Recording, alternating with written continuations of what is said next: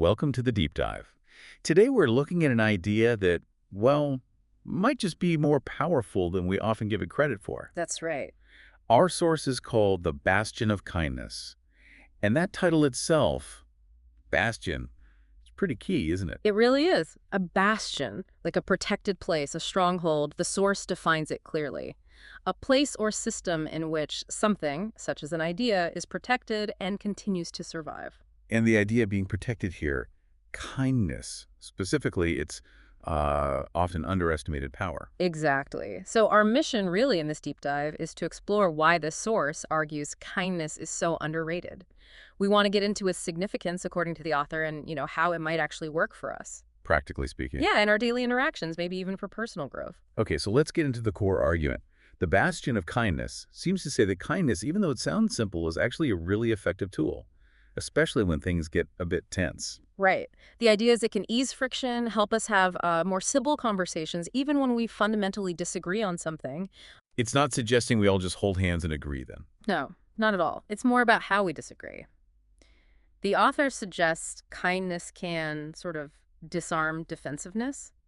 If you approach a tricky situation with genuine kindness, well, it can change the whole dynamic. Lower the temperature a bit. Precisely.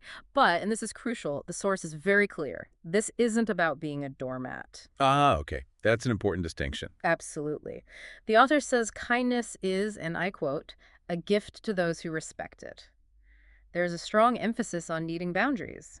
You don't just keep giving it if it's being abused. Right, so it's about being discerning, offering it where it's likely to be valued. The source mentions something like, people who want it will appreciate it.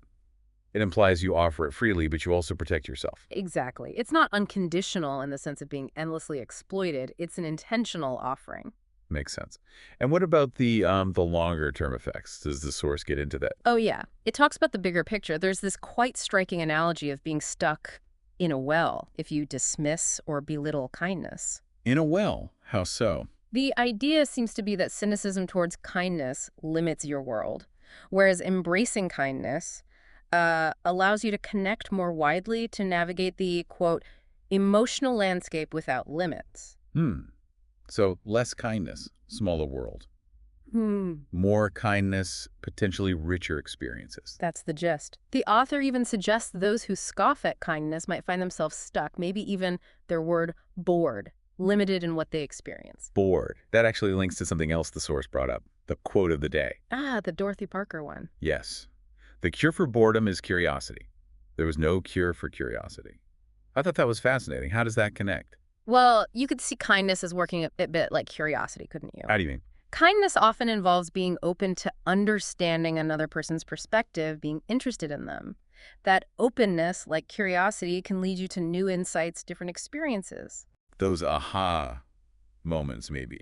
Instead of staying stuck in your own viewpoint, kindness prompts you to look beyond it. Exactly. It reframes kindness not just as being nice, but as an active way to engage with complexity, to learn to, well, not be bored. That's a really powerful way to think about it. And they included an image too, didn't they? They did, yeah. A simple one, but effective.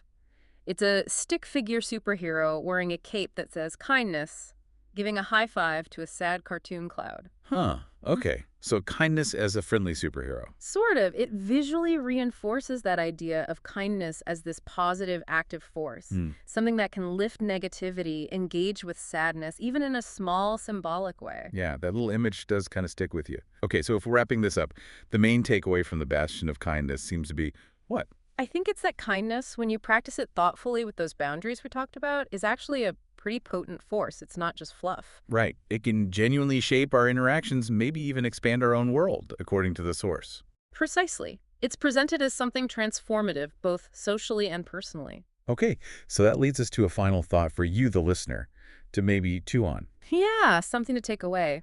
Inspired by the source, consider this. What if you tried just one small, intentional act of kindness today? Observe what happens. Maybe notice any ripple effects, however small. Could really embracing this underrated quality actually open things up for you in ways you don't expect? It's definitely, as the source suggests, something worth exploring.